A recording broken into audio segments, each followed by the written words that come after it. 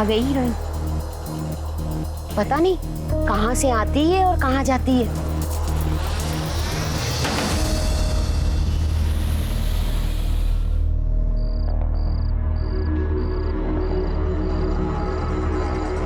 ये इतनी रात को कहाँ से आ रही है? ऐसा क्या काम करती है?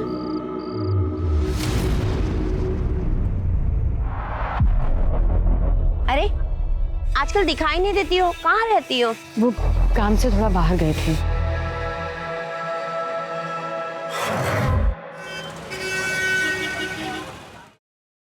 हेलो। हाँ हाँ, हम समझ गए, आते हैं अभी। हाँ आते हैं। फरीदा, किसका फोन था? वो किराने वाले का था। बिरयानी का मसाला लाने बोले थे उसे, बोला आ गया है, हम बस लेकर आते हैं। ठीक है।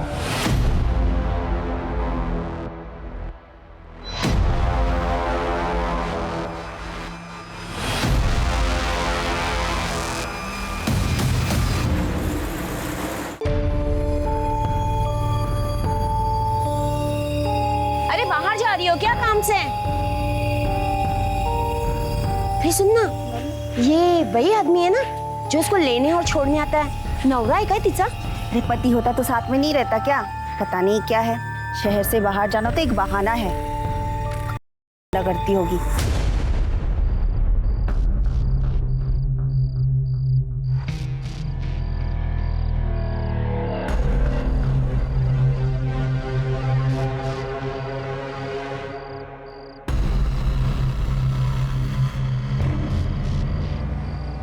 हम आ गए हैं, तुम हो यहाँ? ये लो, अपना ख्याल रखना। खुदा हाफिज।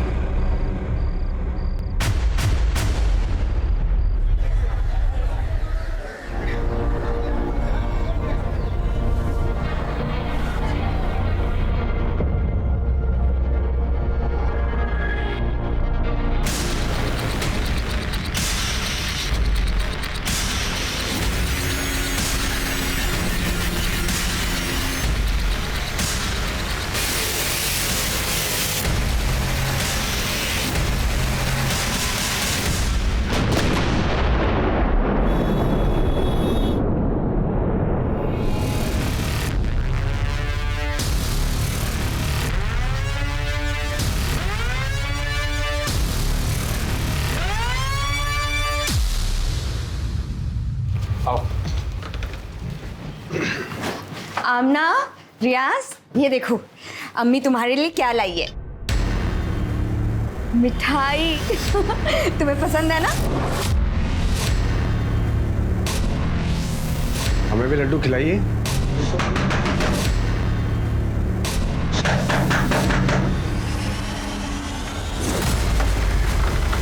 सर। फरीदा खातून। जी हाँ, मैं Farida. You're under arrest. Sir क्या किया इन्होंने? सर आपको कोई गलतफहमी हुई है सर? सर किस जुर्म में आप गिरफ्तार कर रहे हैं सर? कल जो बॉम्ब ब्लास्ट हुए हैं उसमें ये प्राइम सस्पेक्ट है। हमारे पास पक्की खबर है कि फरीदा खातून एक्टिविटीज में इन्वॉल्व है। सही है सर बिल्कुल गलत है। ऐसा मत रुकिए सर, देखिए हमारी बात सुनिए, ऐसा मत कीजिए। सुनना है कोर्ट में सुनेंगे। चलो आप ऐसा नहीं कर सकते सर, ऐसा नहीं कर सकते।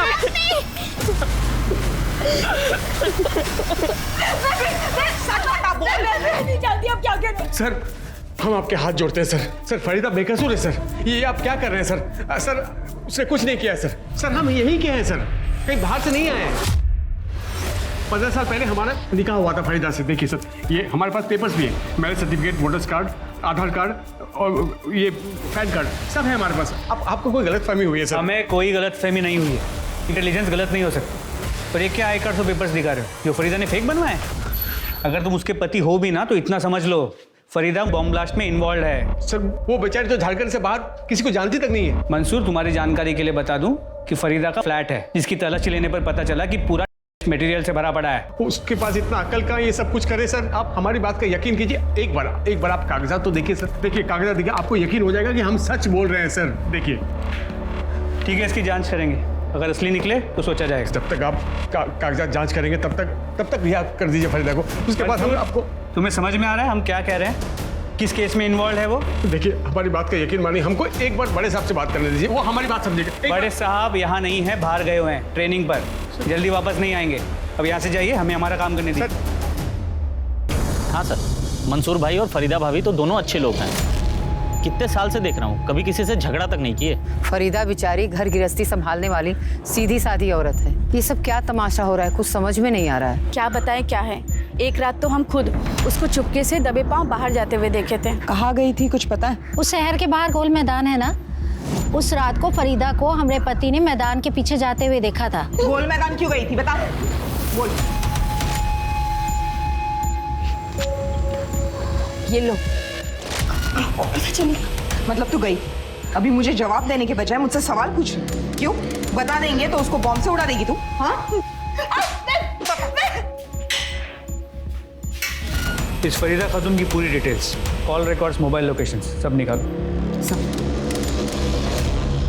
फरीदा खातून की उसी ओरिजिनल आधार कार्ड की कॉपी जो सिर्फ फरीदा खातून के पास हो सकती है, मीरा रोड के उस घर में मिली, जिसके बिना पे उसे बॉम्ब ब्लास्ट केस में आरोपी बनाया गया है, टेररिस्ट एक्टिविटी में इन्वॉल्व पाया गया है।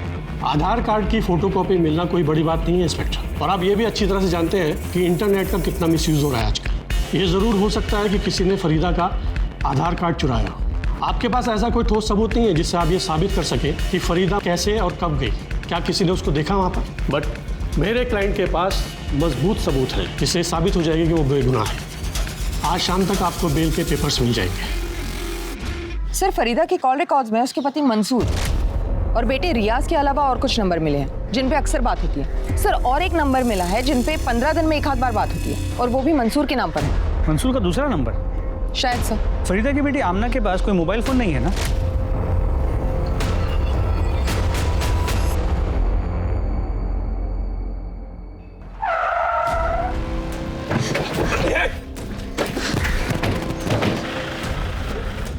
कौन हो आप लोग?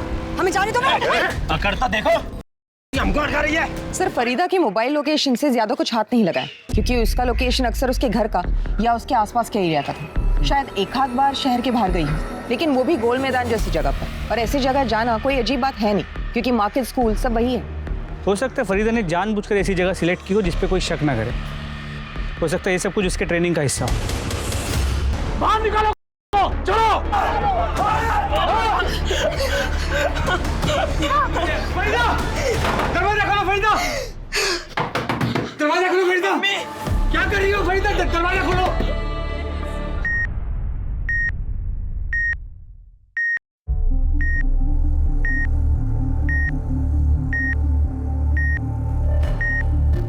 फरीदा खातून कैसी? खुदा के वास्ते आप झूठी हमदर्दी दिखाना बंद कीजिए सब। आप ही लोगों के झूठे इल्जाम की वजह से हमारा परिवार इस हाल में है।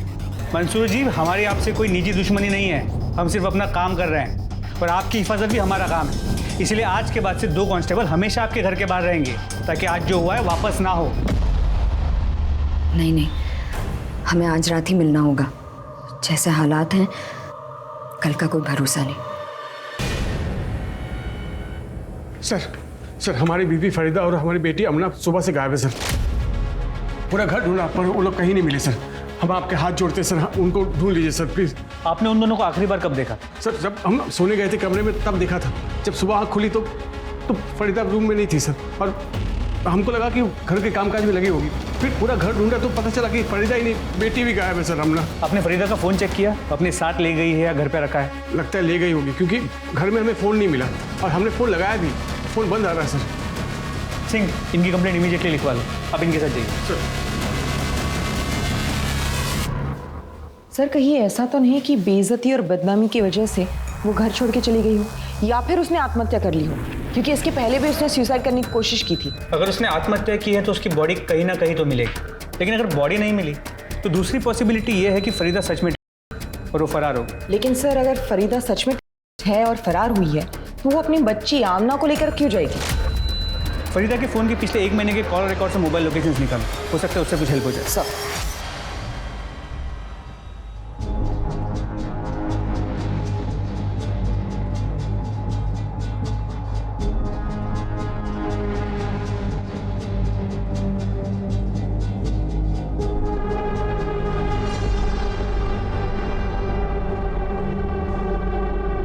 ना तो फरीदा और आमना को किसी ने देखा है और ना ही दोनों के डिस्क्रिप्शन जैसे डेड बॉडी किसी को मिली है। तो फरीदा रातों रात गायब कहाँ हो सकती है? कहीं फरीदा ने बॉर्डर तो पार नहीं कर लिया?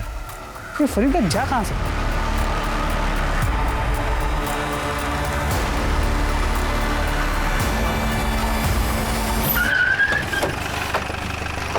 Welcome back sir. ट्रेनिंग कैसे रही? ट्रेनिंग के बारे में बाद में बात करेंगे, पहले फरीदा खातून का क्या केस है वो बताओ। सर जिस दिन से फरीदा और आमना गायब हुए हैं उस दिन से हम फरीदा का फ़ोन ट्रैक कर रहे हैं। सभी जगह तलाशी भी ली लेकिन कोई लीड नहीं मिली। सर फरीदा के मोबाइल लोकेशन के अकॉर्डिंग उसकी लास्ट लोकेशन शहर के बाहर ओल्ड माइंस की दिख रही है।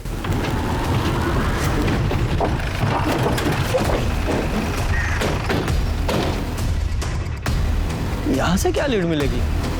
कैसे? हेलो, कहाँ पर? ठीक है हम आते हैं। सर यहाँ से कुछ ही दूरी पे एक बच्ची की डेड बॉडी मिली। आमना? सर ये तो आमना है। लगता है चाकू से मारा गया है। सिंह, आसपास मर्डर वेपन चेक करो। सर। पूजा, तुम्हें क्या लगता है ये आमना को कौन मार सकता है? फरीदा? सर मुमकिन तो है, ये हो सकता है कि फरीदा भागने की कोशिश कर रही थी। आमना ने उसे देख लिया, उसका पीछा किया, शायद उसके साथ जाने की जिद भी की। फरीदा उसे साथ में ले नहीं जा सकती थी इसलिए मार दी। तुम्हारा मतलब है कि बेटी माँ पे बोझ बन सकती थी इसलिए मार दिया। और मान लो फरीदा ने नहीं मारा तो फिर ऐसा कौन है जिसने इसे मारा हो और क्यों? सर आसपास का पूरा एरिया चेक किया पर मर्डर वेपन नहीं मिला।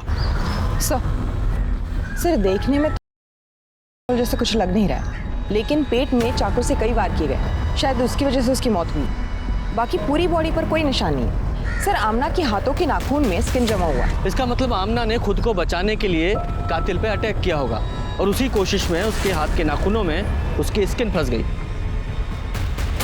काम करो, ये जो आमना के नाखूनों में स्किन है इसे डीएनए टेस्ट के लिए भेजो और इसकी फैमिली को बुलाओ, आइडेंटिफाई कराओ और पोस्टमार्टम के लिए भेजो। सब फरीदा को बीमार दिए होंगे ये लोग, नकली देशभक्त बने फिरते हैं, दूसरों की बहन बेटी की इज्जत उछालना, को जान से मार देना अपना हक मानते हैं। छोटी देशभक्ति के नाम पर मासूम लोग पर जुल्म करते, मार दिए बच्ची को साहब। ये सूर्य कुमार उसका आदमी लोग सब हमारी बच्चियां। ये जो कुछ भी बोल रहा है सच बोल रहा है? ये सब कुछ हुआ है इसकी फैमिली के साथ, वो भी देशभक्ति के नाम पर? जी सर, एक्चुअली सूर्य कुमार नाम के एक लोकल आदमी और उसके लोगों ने इसकी पूरी फैमिली को बहुत तकलीफ दी है। अरे कौन है सूर्य कुमार और तुमने उसके अगेंस्ट कोई एक्शन क्यों नहीं लिया? इस सूर्य कुमार को उठाओ, आज ही इसका सूर्यास्त करते हैं। देखिए हम अपना पर्सनल स्वार्थ के लिए कुछ नहीं किए, हम जो भी किए देश के लिए किए। अपनी गिरी हुई हरकतों और सड़ी हुई सोच को देशभक्ति के नाम पे मत छुपा। कानून हाथ में लेता है अपने। है कौन तू?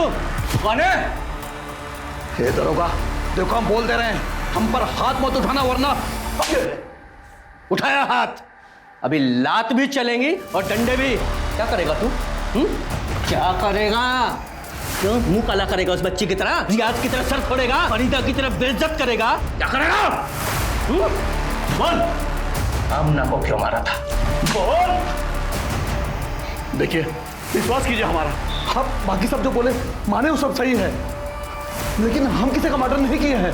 नहीं मारा तुमने। शर्मा, इसकी सारी डिटेल्स मुझे चाहिए, इसके कॉल रिकॉर्ड्स, इसकी मोबाइल लोकेशंस, छोटी से छोटी हर चीज।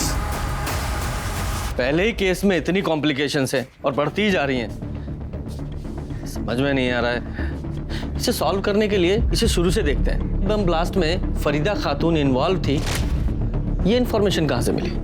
मुंबई पुलिस के बोरीवली मेन ब्रांच से। इसका मतलब मुंबई चलना पड़ेगा, शायद वहीं से पता चले ये फरीदा कहाँ है।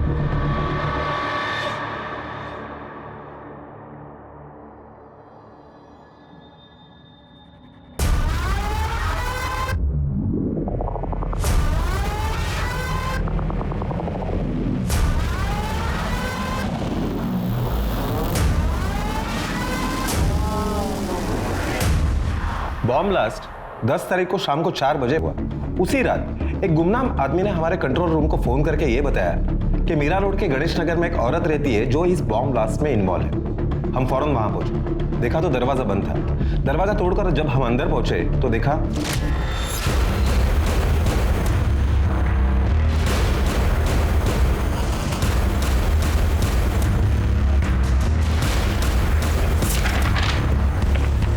फरीदा खातून, हजारीबाग, झारखंड। अहो साहेब, आम्हाला तिच्याबद्दल काहीच नाही माहिती। हाँ, आते जाते देखते थे उसको। आधी आधी रात को आती थी। एक आदमी आता था उसको छोड़ने के लिए। उसका क्या वास्ता था उससे वो नहीं पता हम लोग को। उस लड़के की शक्ल याद है? वो क्या है ना, कभी टोपी, चश्मा, हेलमेट लगाता था ना, तो कभी उसका चेहरा नहीं देखा। वो औरत है ना, यहाँ भाड़े पे रहती थी और किसी से वास्ता नहीं रखती थी। जी हाँ सर, फरीदा खातून मेरे ही घर में रेंट पे रहती थी। वैसे कभी मैंने उसका चेहरा देखा नहीं, क्योंकि उसका चेहरा हमेशा ढका हुआ रहता था। उसके साथ जो रेंट का एग्रीमेंट किया था उसका रजिस्ट्रेशन करवाया था आपने? जी हाँ सर, मैं चालू काम तो कभी करता ही नहीं। ये उस औरत की रेंटल एग्रीमेंट की कॉपी है, जिसमें उसका चेहरा साफ साफ दिखाई दे रहा है। इन्हीं सब इंफॉर्मेशन के बेसिस पर हमने फरीदा खातून के नाम पर अलर्ट जारी करवाया, जिसे आप लोगों ने भी कंफर्म किया। हमें लगता है कि बॉम्ब ब्लास्ट करने के बाद वो तुरंत झारखंड भाग गई। देखिए सर, हम ये नहीं कहते कि आपकी इन्वेस्टिगेशन गलत है, लेकिन इससे सिर्फ इतना प्रूव होता है कि जिस औरत ने वो घर रेंट पे लिया था वो फरीदा खातून थी। लेकिन हमारी इन्वेस्टिगेशन में ये बात सामने आई है कि फरीदा कभी झारखंड के बाहर गई ही नहीं और फिलहाल गायब। गायब? कहाँ गई वो? IDs madam, IDs IDs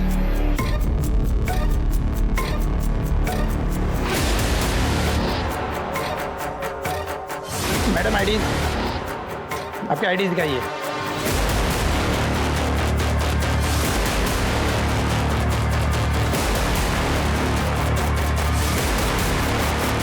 Farida Khatoon, you are under arrest. Mumbai में तो कुछ नहीं मिला, अब फरीदा को यहीं तलाश करना पड़ेगा। जी सर। और सर, आमना की पोस्टमार्टम रिपोर्ट से ये पता चला है आमना की मौत 14 अक्टूबर की रात 12:30 से 3 बजे के बीच एक्सेसिव ब्लीडिंग की वजह से हुई। सर, ब्लीडिंग की वजह वो मल्टीपल स्टैबिंग के वुंड्स ही है। जिस रात फरीदा और आमना गायब हुई उसी रात आमना का मर्डर हो गया। ये आमना के नाखूनों में फंसी जो स्किन थी उसकी डीएनए रिपोर्ट आई? सर, अब तक नहीं, लेकिन जल्दी आ जाएगी। ये आमना की तो डेड बॉडी मिल गई, लेकिन फरीदा कहाँ है ये नहीं मिल रही है। सर फरीदा पकड़ी गई है, टीवी पे लाइव दिखा रहे हैं।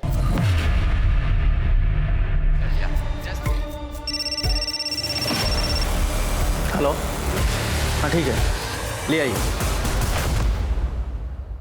फरीदा खातून को यहाँ ला रहे हैं। याद दिला दे कि वही फरीदा खातून है जिसका हाथ ब्लास्ट में था। इसने कई मासूम लोगों की जान ली।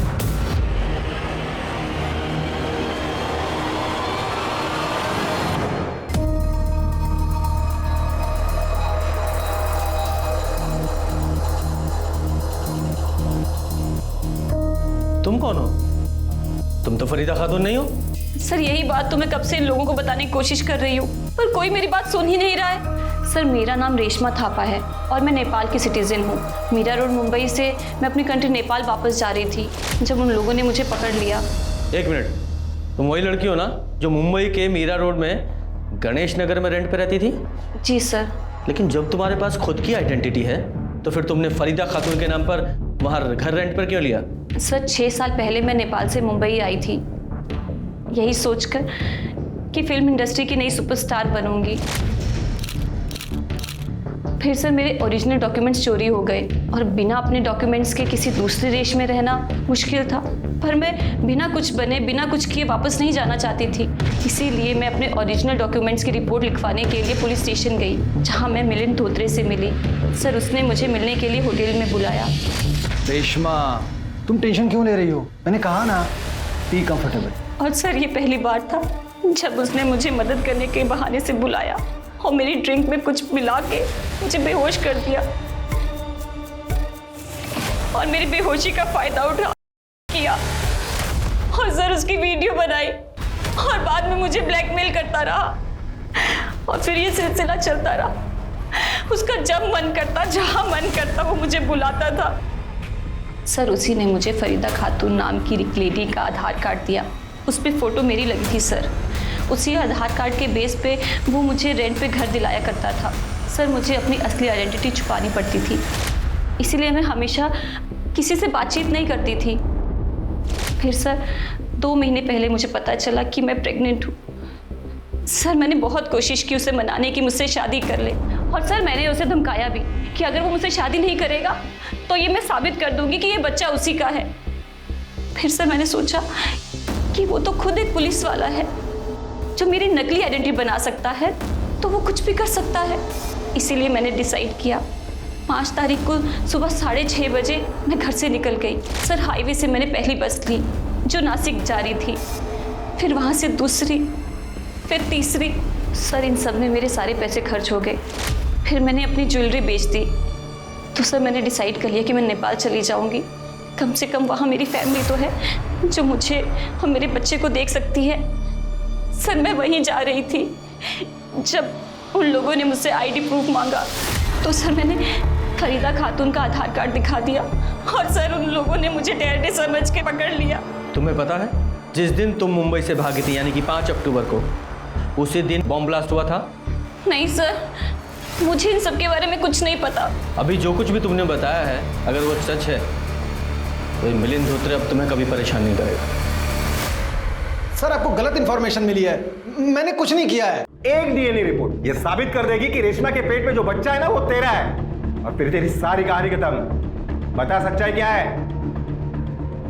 इसे नहीं मानेगा। सर वो रेशमा सही बोल रही है।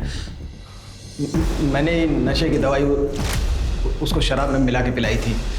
सर मैंने उसको फरीदा खातून के नाम से अलग अलग जगह पे भी रखा था। सब कुछ ठीक चल रहा था सर, फिर वो शादी की रट लगाने लगी। अभी मैं अपने बीवी बच्चों को कैसे छोड़ सकता हूँ सर? इतना वफादार है तू? आगे बोल। वो 5 तारीख को जो बॉम्ब ब्लास्ट हुआ था ना, तो मुझे आइडिया आया कि मैं रेशमा को उसमें फंसा दूंगा। इसके लिए उसके घर में गया और टेरर सेल एक्टिविटी में जो पैम्पलेट्स हम लोग को मिले थे वो मैंने उसके घर में फैला दिया। सर मेरे को मालूम नहीं था कि वो सुबह ही जा चुकी है। मुझे लगा बेडरूम में सो रही है। उसके बाद मैंने पुलिस को गुमनाम कॉल किया। मुझे लगा सर कि वो एक बार बॉम्ब ब्लास्ट के केस में अंदर जाएगी तो ज़िंदगी भर प्रूफ नहीं कर पाएगी कि वो टेररिस्ट नहीं है। धोत्रे, अब तू जिंदगी भर कुछ प्रूव नहीं कर पाएगा। मोरे, चार्जशीट बनवाया चाहिए। सर सुनिए साहब, आप जो औरत को बॉर्डर से लाए हो वो फरीदा खातून नहीं है, वो कोई और है। लेकिन तुम्हें कैसे पता? उसकी शक्ल तो हमने कहीं दिखाई नहीं है। क्योंकि फरीदा खातून पिछले 2 दिन से हमारे पास थी, हम उनको पहचानते हैं और पोस्टर भी देखे हमने। थी मतलब? अब कहाँ है? मालूम नहीं साहब, शहर के बाहर हमारा चाय का ठेला है। कुछ दिन पहले एक आदमी आया था, उसने कहा यहीं पास में खाना बनाकर दे सकते हो? हमने कहा हाँ। उसने कहा कि दरवाज़ा बंद रहेगा, औरत को खाना देकर दरवाज़ा बंद करके जाना। लेकिन जब हम वहाँ पहुँचे तो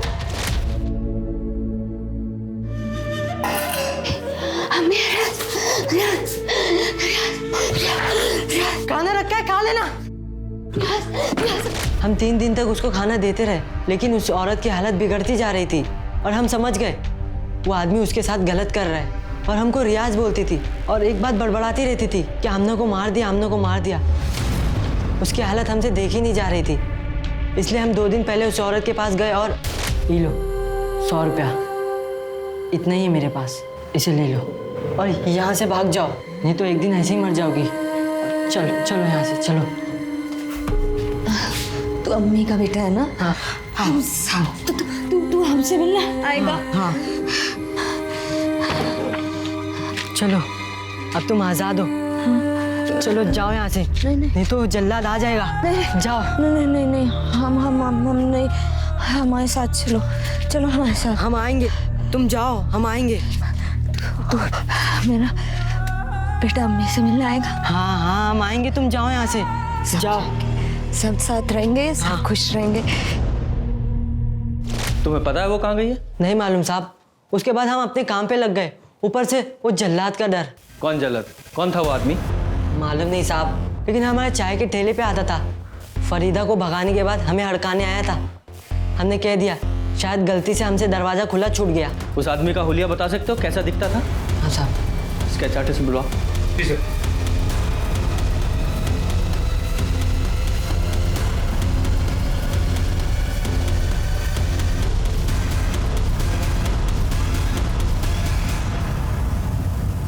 पक्का यही आदमी था?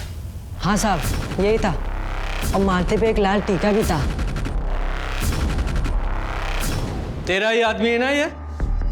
नाम क्या है इसका? कौन है ये? तो हम।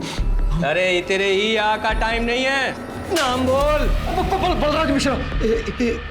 बलराज मिश्रा है। कहाँ मिलेगा ये? फरीदा कहाँ है? कहाँ रखा है तूने उसे? वो तो भाग गई। कहाँ गई हमको कुछ नहीं पता।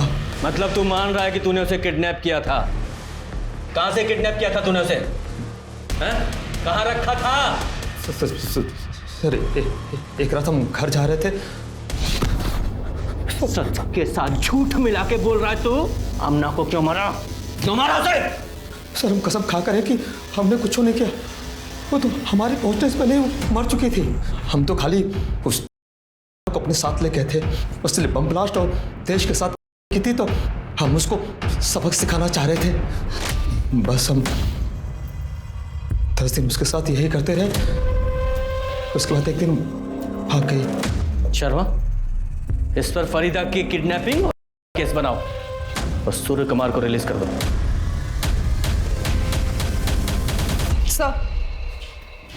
सर एक इन्फॉर्मेशन मिली है, मंसूर के घर में उसके साथ कोई और औरत रह रही है।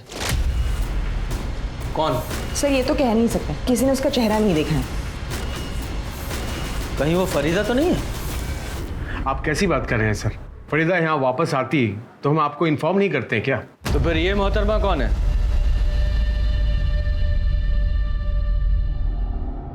सर ये हमारी पहली बीवी जीनत है।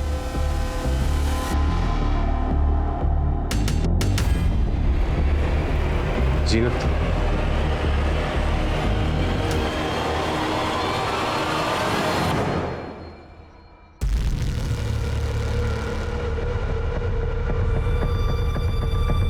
सर 15 साल पहले हम जीनत को तलाक दे दिए थे क्योंकि ये कंसीव नहीं कर सकती थी और हमें अपनी औलाद चाहिए थी, इसलिए हमने फरीदा से निकाह कर लिया।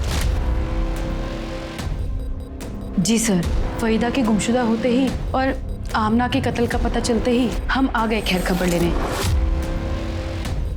फरीदा घर से गायब हुई तो जीनत को बुला लिया। चल क्या रहा है ये तेरा? कहीं तूने ही तो फरीदा को गायब नहीं किया? सर कैसी बात कर रहे हैं सर आप? सर फरीदा की गुमशुदा होने और आमना के कत्ल का पता चला तो एक खैर खबर लेने घर आ गई। घर का छोटा मोटा काम कर देती है, खाना बना देती है और बच्चों का ख्याल रखती है। बस पूजा, जीनत की डिटेल ले लो। सर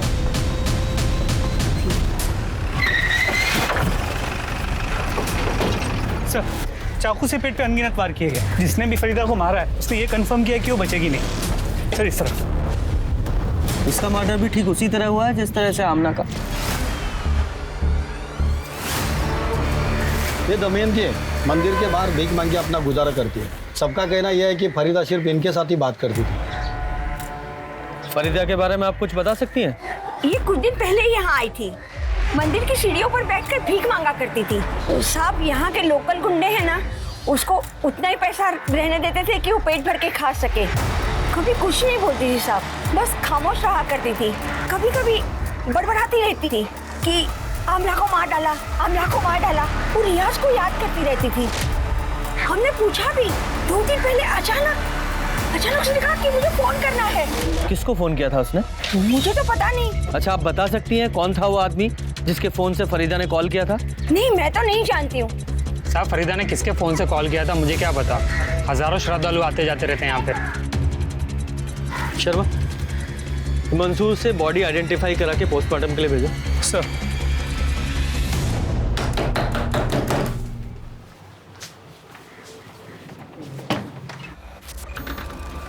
सर आप